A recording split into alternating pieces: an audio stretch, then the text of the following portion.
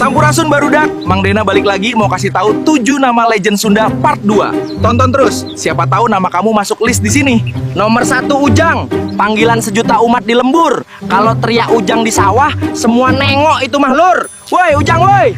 Kedua Tatang, nama klasik yang bikin lidah olahraga. Tatang Suratang, Tatang Karatang, Tatang Kolentrang, pokoknya mah legend pisan lah ini mah.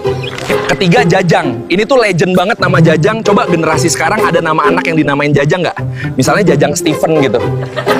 Sekilas info barudak, biar kasep kayak Mang Dena, beli baju dan chino 20 ribuan yang keren ini. Langsung cek di keranjang.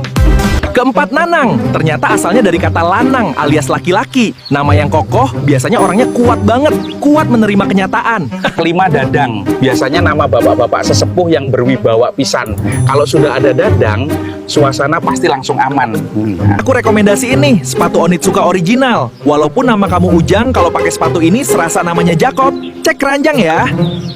Keenam Aceng, identik sama anak kiai di pesantren. Kalau di Jawa mah Gus, di Sunda mah Aceng Suraceng Takuceng Kuceng.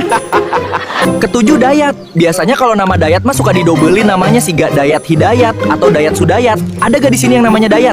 Coba ngacung. Nah, itu dia barudak. Siapa nama yang paling legend menurut kalian? Lanjut part 3-nya jangan